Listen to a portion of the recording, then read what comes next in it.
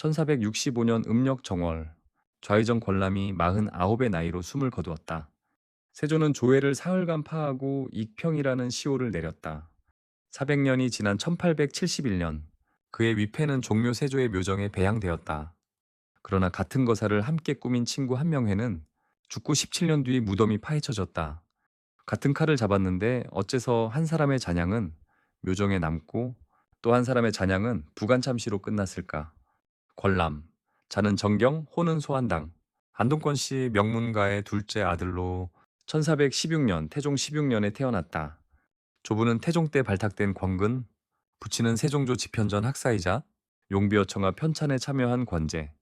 잔양 조선이 오늘 따라가는 인물은 한명회의 그림자로만 기억되어 온 사내, 권람이다.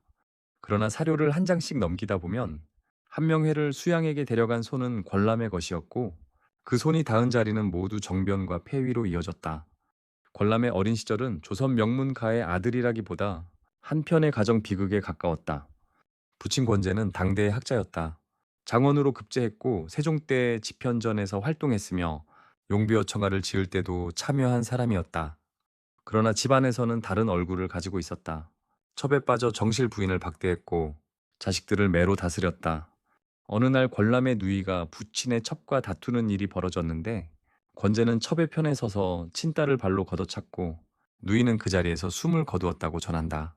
어머니를 박대하는 부친에게 권람이 눈물로 간언하자 권제는 아들마저 매로 다스리려 했다. 권람은 그 길로 집을 떠났다. 안동권 씨 고려 후기 5손가락 안에 든다는 명문의 자제가 10대 후반부터 전국을 떠도는 유랑 끝에 한 사람을 만난다. 한명회. 청주한 씨이긴 했으나 일찍 부모를 잃고 궁직으로 늙어가던 사내였다. 한 사람은 명문가의 아들이라는 이름만 남았고 한 사람은 가문의 그림자조차 잃었다. 두 사람은 곧 형식을 잊은 친구, 망형구가 되었다고 사서는 적었다. 형식이라 함은 집안과 나이와 그 사람의 능력을 다 떠난다는 뜻이다. 후세 사가들은 두 사람의 관계를 관중과 포숙의 우정에 비유했다. 그러나 그 관중과 포숙의 동지는 우정의 시작이 두 집안의 영광이 아니라 두 사람 모두가 등에 진 그늘에서 비롯되었다는 점에서 특이했다.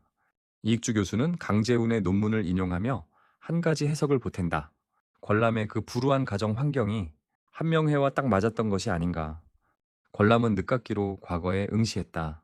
1450년 문종이 즉위한 해의 식년문가였다. 33세 늦은 나이에 응시였으나 채점이 끝난 뒤 권람의 성적은 4등으로 나왔다고 전한다.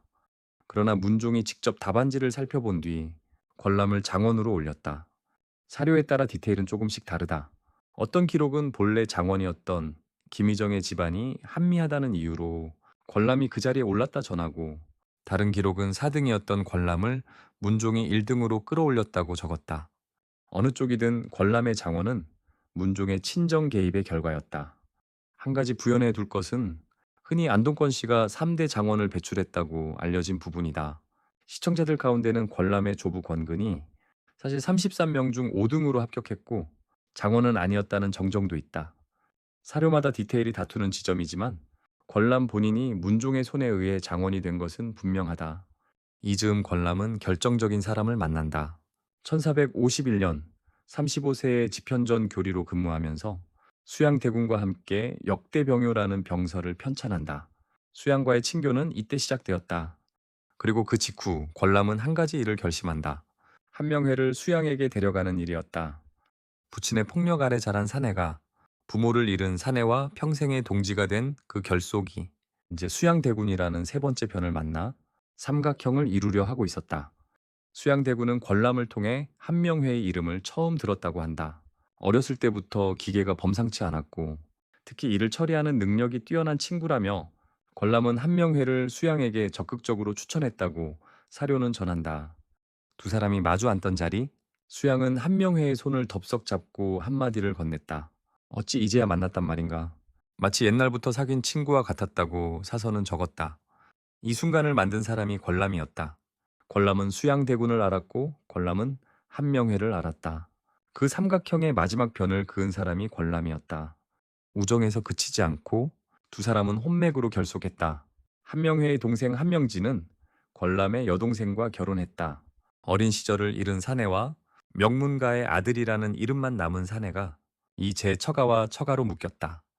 그리고 2년 뒤인 1453년 음력 10월 10일 새벽이었다. 수양대군은 권람과 한명회 그리고 홍달손을 자신의 사저로 불러들였다. 그 자리에서 수양은 발표했다. 오늘 김종서를 죽일 것이다. 핵심 결의의 세 사람 중 한 사람이 권람이었다. 양정, 홍달손, 홍윤성, 유수, 유와 같은 무사들을 미리 모아 사병처럼 조직해둔 손도 권람이었다. 사료는 권람이 무사들과 가까이 지내면서 이들을 통해 많은 모사들과 무사들을 수양 쪽으로 끌어들이거나 사병을 형성하였다고 적었다. 단순한 매개자가 아니라 거사의 인력 동원을 설계한 손이었다. 그날 밤 김종서와 황보인의 목이 떨어졌고 조선의 권력은 단종의 의자에서 수양의 손으로 넘어갔다. 거사 이후 권람의 관직은 가팔랐다. 정난공신 일 등으로 승정원에 발을 들였고 동부승지, 우부승지, 좌부승지로 차례로 올라갔다. 1455년 음력 6월 수양이 조선의 7번째 왕으로 즉위했다. 권람은 이조참판이 되었고 길창군이라는 자기를 받았다. 같은 해 음력 9월에는 좌익공신, 곧이어 이조판서에 오른다. 1458년 정인지, 신숙주 등과 국조보감 편찬을 마치고 의정부 우찬성에 올랐고 1459년 좌찬성을 거쳐 같은 해 11월 우의정, 그리고 1462년 음력 5월 마침내 좌의정에 이른다. 활을 잘 쏘았고 역사에 해박했으며 문장이 뛰어난 문무를 겸비한 인물이라는 평이 사료에 남아있다. 응제시주에 주석을 붙이면서 단군을 민족의 기원으로 평가했다는 기록도 함께 남아있다. 단순한 모사가 아니라 학자형 모사였다. 그러나 같은 사료는 또한 권람이 횡포가 심했고 축제를 일삼아 여러 번 탄핵을 받았다고 전한다.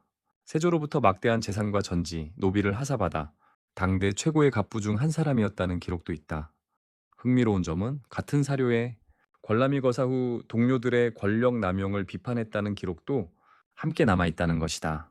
자신은 횡포로 탄핵받으면서도 한명회로 추정되는 동료의 전횡은 견제하려 했다. 모든 설계는 권람이 했지만 세조는 권람에게 위협을 느끼고 한명회 쪽으로 무게를 옮겼다는 해석이 후세 시청자들 사이에서 반복되는 이유도 여기에 있다. 같은 거사를 꾸민 두 사람 사이에 이미 균열이 있었다는 시선은 이 두 줄 사이의 빈 공간에서 자라난다. 권람은 좌의정에 오른 지 3년이 채 못 된 1465년 음력 정월 49의 나이로 병으로 죽는다. 세조는 사흘간 조회를 파하고 익평이라는 시호를 내렸다. 400여 년이 지난 1871년 권람은 종묘 세조의 묘정에 배향된다. 권람의 죽음에는 한 가지 야사가 따라붙는다. 충북 음성 그의 묘 곁에는 충견총이라 새겨진 작은 비석이 있다. 야사에 따르면 권람이 어느 봄날 산놀이를 갔다가 잠든 사이 작은 산불이 일어났는데 그가 기르던 개가 털에 물을 묻혀 그를 살렸다고 전한다. 권람은 본래 효심이 깊어 부모님의 묘발치 언덕에 자신을 묻어달라 했고 후손들은 그 곁에 개의 무덤을 따로 만들어 충견총이라는 비석을 세웠다고 한다.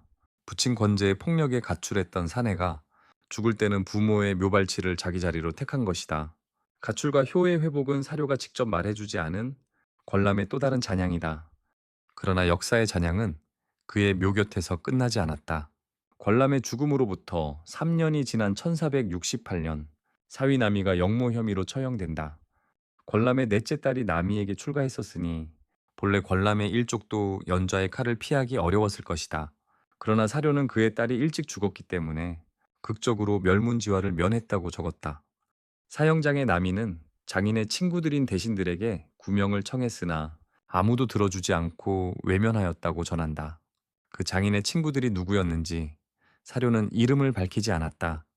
권람의 잔향은 여기서 그치지 않았다. 그의 여섯째 딸은 신수근에게 출가했다. 신수근은 연산군의 처남이자 중종비 당경 왕후 신씨의 부친이다. 곧 권람의 외손녀가 당경 왕후, 7일 만에 폐위된 그 왕비였다. 1506년 중종 반정 때 신수근은 박원종의 손에 살해되고 그의 딸 당경 왕후는 단 7일 만에 왕비의 자리에서 끌려 내려와 평생 사가에서 살다 죽는다. 권람이 만든 거사의 기운은 그가 죽은 뒤에도 그의 사위와 외손녀까지 따라가 한 가문을 정변과 폐위의 잔향 속에 남겨두었다. 여기서 처음의 의문으로 돌아간다. 같은 칼을 잡은 두 사람 중 한 사람은 종묘에 배양되었고 한 사람은 부관 참시되었다. 권람은 49세에 죽었고 한명회는 73세까지 살았다. 더 오래 권세를 누린 자가 더 처참한 잔향을 남겼고 일찍 사라진 자는 묘정의 자리를 얻었다. 그러나 권람이 묘정의 안온함을 얻은 대가는 자신이 보지 못한 시간 속에서 사위나미가 사형장에 서고 외손녀 단경 왕후가 7일 만에 왕비의 자리에서 끌려 내려오는 것이었다. 잔향은 본인의 생애만으로 끝나지 않는다. 권람이 한명회의 손을 잡고 수양에게 데려간 그날의 결정은 60년이 지나 그의 외손녀의 7날에까지 닿았다. 역사를 바꾼 한 사람의 이야기, 다음 영상에서 계속됩니다.